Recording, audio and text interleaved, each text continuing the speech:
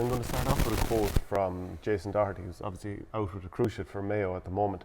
But talking about Dublin going to Castlebar this weekend, the reality is that we put in a massive shift in the first half of the All-Ireland semi-final. They got their goals in the second half and pulled away. Maybe we were a bit naive and should have shut up shop after half-time. Do you think Mayo are a team that are capable of shutting up shop?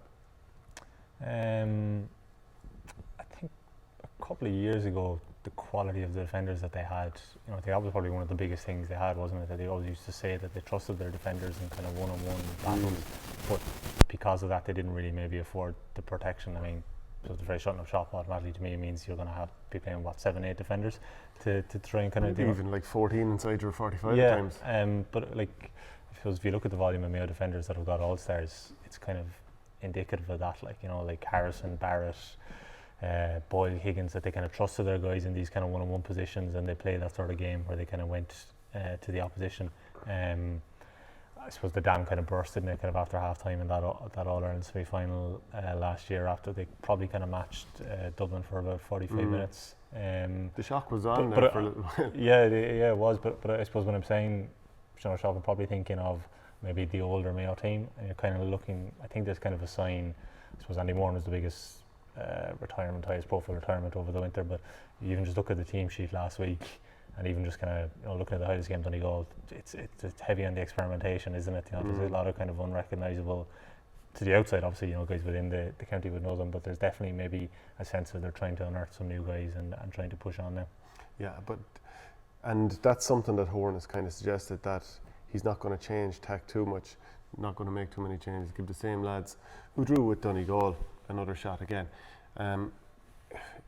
Do you think there's enough in that sort of Mayo panel, or what we've seen so far this year, to suggest there are a couple of ready-made guys who can step in? Yeah, I think it's always very difficult for Mayo this time of year. Like, one of the things, and I do think it's a massive factor for them, is the whole training situation and the volume of players they have based outside the county at this time of year. I think more than any other county, they really do, even you take, say Galway are in Division 1 of the league as well, but at least a lot of their players who are in college, a lot of them are based in the colleges in Galway, so it just does make things a lot easier. But you look at traditionally like Mayo, have guys kind of scattered all over the place, haven't they? You've guys based in Dublin, so and they've talked about this, a good few of the players, that there is that kind of bit of disjointed I suppose thing in their preparation, in terms of kind of trying to get the guys together and kind of fuse something, and it's not made easy by the fact that Division 1 is really, really intense, really, really competitive. I mean, you're away to Donegal and then to be at home to Dublin 7 days later, that's a big test for guys. They'd be kind of asking them to kind of step up so quickly and straight away, isn't it? On another day, would you be almost thinking, let's call a spade a spade, Mayo got 2 goals that probably wouldn't happen on another day. James Carr seemed to me to obviously be going for a point, and it looped into the... I think the commentators, a lot of people first, because of the quality of goals he got last year, particularly the Galway one. Immediately people are giving him the benefit of the doubt, but then I think when you look back at the replay, the way his body position was lined up, it looked like he was trying to clip over just a point. He looked like he just didn't catch the full of the ball. And then James Durkin, his goal got a deflection towards the end of the game. Well, sorry, it was the very death of the game. And then if you look at some of the other forwards named in the team, like Brian Walsh wouldn't have been heard of too much, Ryan O'Donoghue, Brian Reap played in the league last year, obviously James Carr lit it up a bit last year, Jordan Flynn in midfield. There really are names that the wider country just don't know too much about. And do you think because we know that the Mayo team that we've seen the last few years has gotten close but not got it done, and they won the league last year, and obviously it wasn't enough for them when it came to the summer, are they kind of like James Horan, be like, I'm just going to throw these guys in, trust that I'll get enough points to not get relegated, and just really find out what they're made of? Yeah, and I suppose they've had a lot of kind of desperate, haven't they, kind of last gasp rescue jobs over the last few years. like the biggest one was that Kevin McLaughlin point in Donegal a few years ago. Yeah, so I suppose they're kind of trusting that they can kind of find a way to dig it out, but I think in the wider sense, the whole trying to discover new talent has to kind of override that for him, because I mean, he's not, he's in his second year as Mayo manager. The team is going through a bit of a shift. I don't think the league preservation or league survival or whatever is kind of, I don't think that's the big objective. I think it has to be to try and develop the panel and kind of tweak it. In fairness, like the guys you mentioned there, I do think James Carr was probably a good find from last year's league. Maybe a couple of other guys that we saw early on maybe didn't kind of kick on to the same extent, but it is definitely, look, it was something that was thrown at them a lot always, like, do they have that kind of marquee forward to kind of to change a game, to get you 2 or 3 points in the middle of July or in August in Croke Park when you kind of need it. And that's going to be even more emphasised now with the loss, or with Andy Moran's kind of departure. So it's kind of, Brian Reap has had a couple of seasons. Tough going against Dublin last year, I think. Yeah, and I think he had a very good club campaign. Like Ryan O'Donoghu's been quite good underage, a guy from Belmullet, but it's just about kind of that step up. And ultimately, because they're playing Dublin Saturday night, it's kind of even more so they're going to be compared to them. But just in general, I mean, for every team like Mayo, Donegal, maybe Tyrone, it feels like there's a top 2 kind of pulling a small bit clear now. So you're going to be comparing it to them, and I think it's kind of, I suppose Mayo's kind of thing is kind of brought into sharper issue when you look at the options that Dublin have. That Conor McHugh, he might even start for them this year. Killian Spillane mightn't necessarily start for Kerry, but both look really, really good options off the bench. Whereas the Mayo, who's going to kind of fit into that forward line? It's kind of the perennial kind of issue that kind of hangs over them. I wonder, obviously any time Mayo beat Dublin, it's big for confidence, and everyone talks about Kerry beating Dublin in Tralee last year. That kind of set them up for the summer belief and all that kind of stuff. But as much as the positive influence of getting a victory over Dublin, to sow the seeds of sort of doubt in Dublin and Dessie Farrell, for him to go like 2 games in, obviously the O'Byrne Cup doesn't matter, but to not win that and then go 2 games in and just not have a win at that stage and having lost to Mayo, do you think it would sow any seeds of doubt at all, or does it even matter? I think it might be a slight issue. I think Dublin are probably too long on the road, and they've kind of too much success to have kind of massive doubt. I mean, there would have been a suggestion last year, if you think about the games they lost against, was it Monaghan first day out, and Tyrone, was Tyrone round 3 maybe? Matty Donlan, Colin McShane won in Croke Park. Is this a sign that Dublin are kind of slipping? And okay, they were really, really tested over the 2 games in the All-Ireland final. But Gavin had so much credit in the bank from his previous number of seasons that losing a few league games is not going to change things too much. Whereas Dessie Farrell, and take into consideration losing an All-Ireland minor final to Tipperary, losing to Longford at under 21 level, I don't think years ago. I don't think those underage games matter because of what he did since, to be honest. I mean, he won a really good 21 title in 2017, I think, against the Head, and he won. Okay, well, that 2014 team was, I think, a team of all-stars. That 21. But because of the fact that Jim Gavin had done so much, he's always now going to be compared to him no matter what. So there is that kind of thing leaning in over it. There is. I think he probably will get away with it for a little bit this month because the whole we're not that kind of long back, and the backroom team hasn't been completely finalised yet, as far as I know. So there are those kind of bedding in issues. But I think you just won't want to kind of give maybe what looks a little bit of a different Mayo team kind of a sniff that they can kind of get up to Dublin's level. I mean, Kerry have shown it without getting over the line. I mean, they've drawn twice in their last kind of 3 competitive outings now against Dublin. So the thing for Mayo is, like, I suppose, are you kind of can you go toe to toe with Dublin? Now I suppose we've seen it. Like, I remember a game here, maybe 17 or 18, where Mayo got really destroyed by Dublin in a league game in Croke Park, and still came out, I think it was 17, and came out at the end of the year and got it right for championship and all that. So they have shown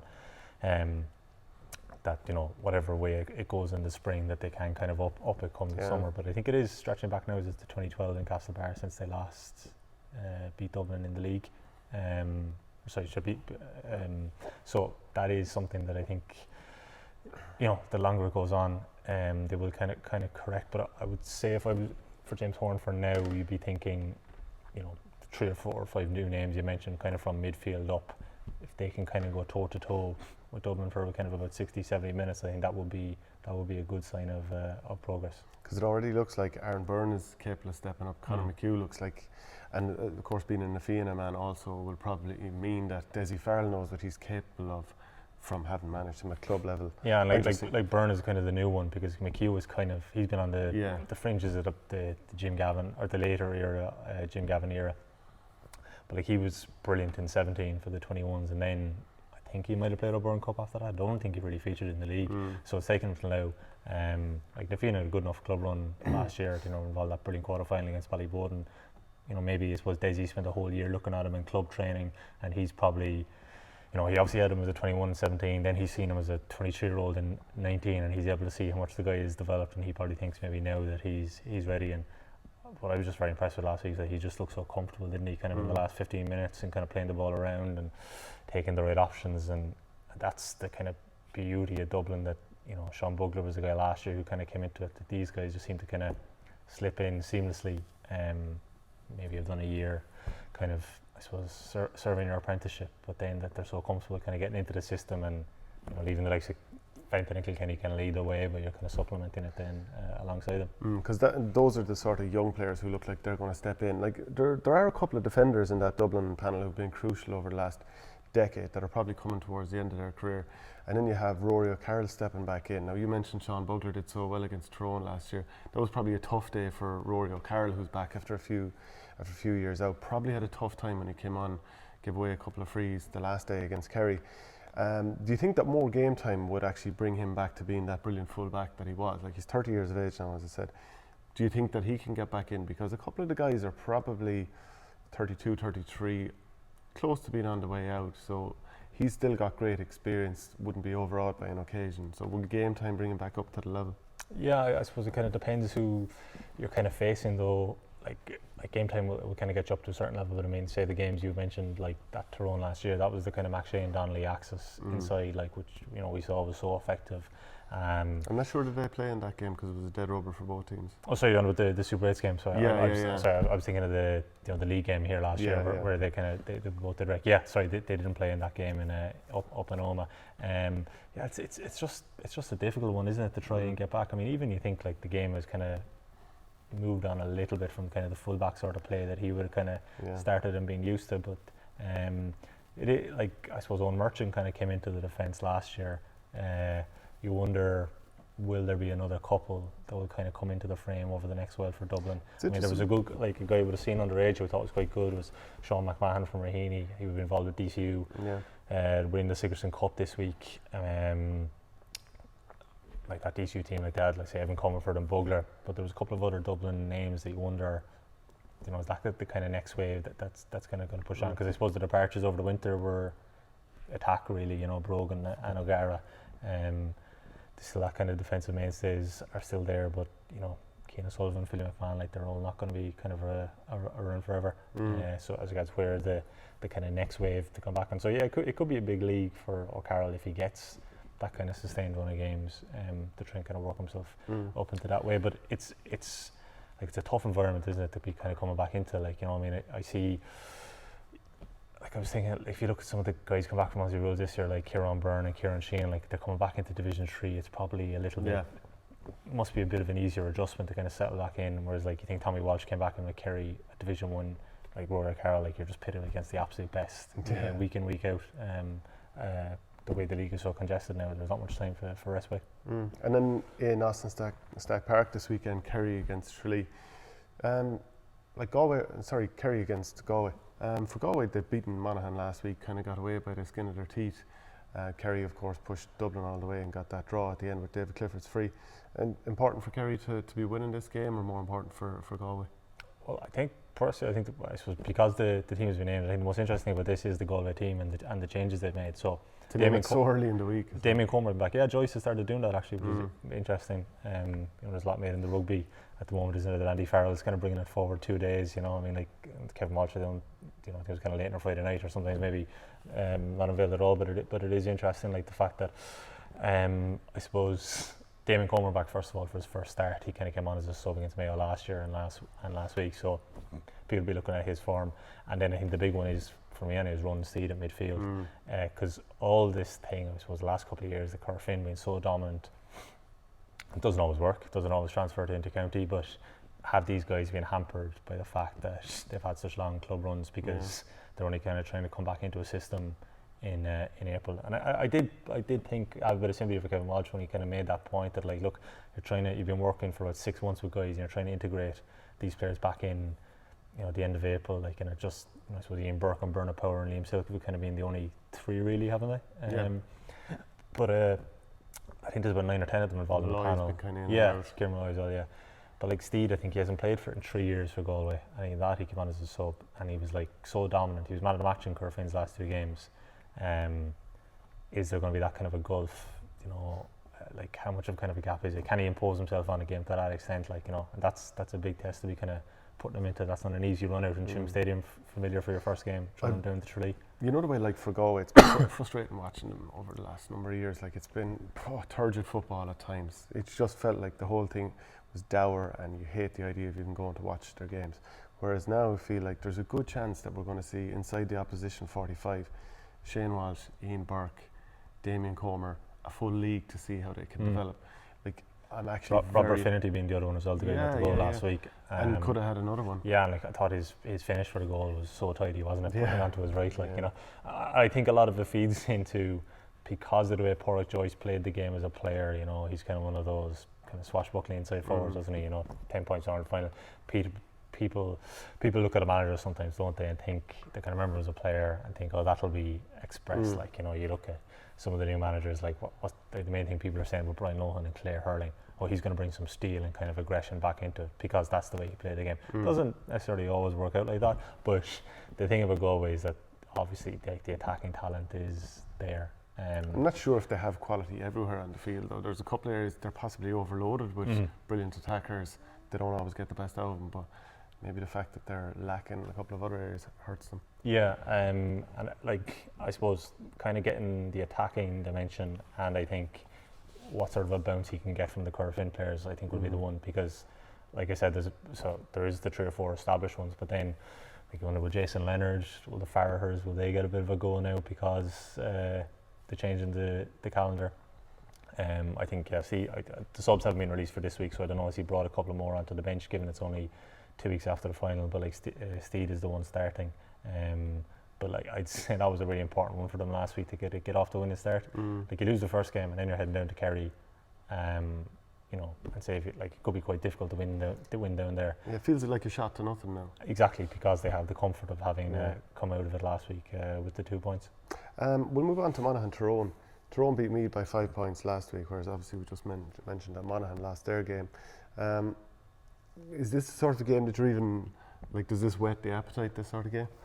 I think it's a fairly big game for Monaghan. I mean, I think they've been incredibly consistent to kind of stay in Division 1 over the last couple of years, but looking at the fixture list, you know, that was a big chance last week. I think they were attacking towards the end, and I think they needed to get something out of that to give themselves a good chance, but now I think you're under pressure, kind of playing local rivals, and like you still have Dublin, like they're definitely away to Dublin. I think it's the following week actually they're away to Dublin in Croke Park, so you know you wouldn't want to be going there pointless, would you, after 2 games. I suppose Tyrone, well, I don't know what the news is yet, but the big one really, isn't it, what's going to happen with Colin McShane? There was due to talk with Mickey Hart. Team Talk Mag had a picture up on Monday, I saw on Twitter, of him at the game last week. You know, they still, I suppose Mark Bradley is kind of back in the equation, isn't he? Darren McCurry's back. Darren McCurry, but they're not the type of forward. Well, that's going back to what didn't work. Yeah, that's the small nippy type of forward. Like, and you know, I suppose Ron O'Neill is another option. Like, don't think Lee Brennan's going to be involved. But the thing about McShane was that he just offered something completely different. Like, you know, didn't he? And and then to be able to pair him with Matty Donnelly when you moved him up the field, moved him up the field, they can both move. They both want to take you on all the time. Then both score.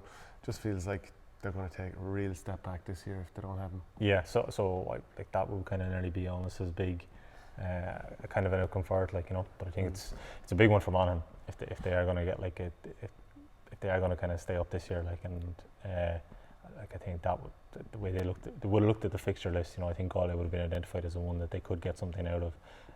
Put up a good score, but you know, Conor McManus uncharacteristically kind of missed the penalty. Didn't really seem to connect it. Nice height for the goalie, as everyone else says. So it would seem like a game that I think they'll big time need to try and get something out of. And Meath host Donegal this weekend. Gordon Manning had it up on Twitter the other day, journalist from the Sun. 11 different goalkeepers under Andy McEntee. Yeah. Like, that's a crazy situation because it's such a crucial position.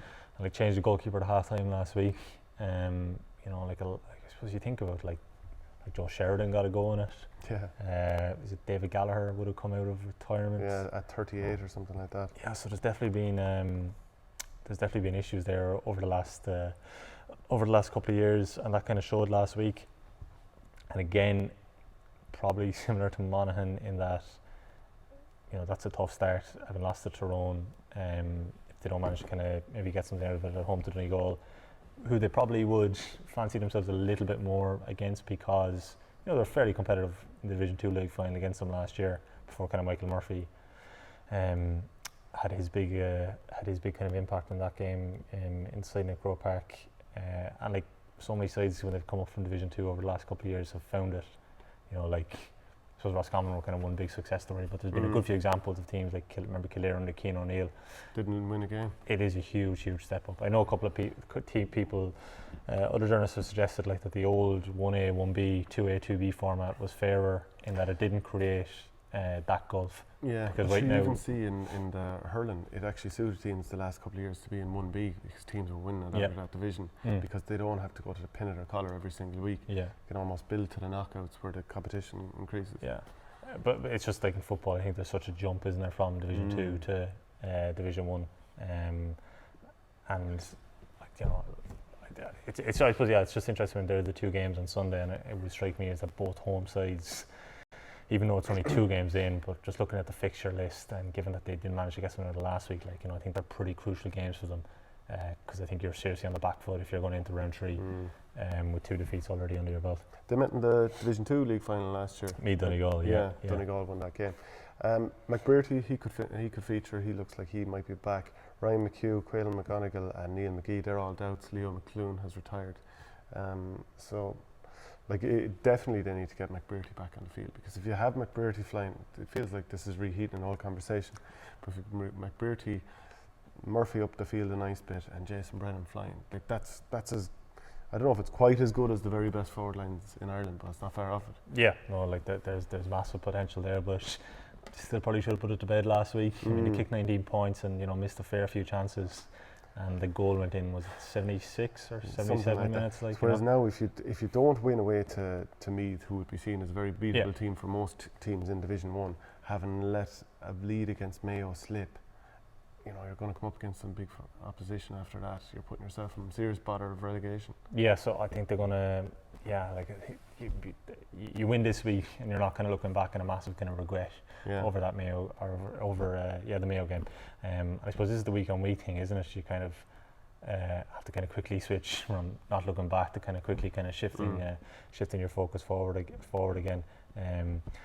But I suppose Liam McClune's retirement kind of points to, there was a brilliant interview in RGC with New York Times last Saturday, Keith Duggan with Michael Murphy, and he was just going on about I suppose turning 30 last year, he said, and about the whole kind of shift in the Donegal panel, and kind of himself and Neil McGee being the last 2 kind of old stagers, and McClune is now gone, and having to kind of bed in with these younger guys, and I suppose it kind of feeds into that. They kind of need that younger wave to kind of come up now and step up, because just, I don't know, does it feel like they're kind of a team that's hitting the ceiling? I mean, they're winning Ulster titles, but they're not getting out. Like Monaghan, they're not getting out of the Super 8s group. But it's probably, I think, more frustrating for them, because they have recent memories of being in an All-Ireland final and winning an All-Ireland final. No Oran McNeilish either. Yeah, and that looks, look, I suppose there's different reasons for a lot of inter-county players opting out at the moment. And it's obviously a very personal decision for anyone who doesn't. But you just see the way he kind of plays, and just the kind of movement and the kicking style and all that, and you think about what he could have added to them around the middle, and then I suppose, and obviously the effect it might have, and where they could maybe deploy Murphy to do damage, maybe station him inside McBrearty if you had McNeilish as an extra option around the middle third. Loading the bullets for them. Yeah. Especially with the mark too, you can imagine the balls he'd be able to hang in. Yeah, you probably hope for more satisfactory marks than the one Murphy caught last week against Mayo, which putrid, wasn't it? Yeah, I mean, I think that's the clip. As good and all as Kieran Kilkenny's catch at the end of the Kerry game was, I think that one has been kind of shown up, that Air Sport put out. Imagine if it got to a stage where they said the rule is adjusted to it's overhead catches only. I mean, there'll definitely be times when it'll be right on the border between that was overhead and not. I think it's going to be pandemonium no matter what. I think there is something kind of unsatisfactory about maybe a guy between the 20 and 45 yard line just catching it into his chest. Yeah. And as a defender, you don't know what to do. Do I go out in front of him or risk being caught in behind? Yeah. Yeah. Right. Cheers, Fintan. No worries. Thanks for watching Our Game. Don't forget to like and share the videos, and if you're new to the channel, hit subscribe.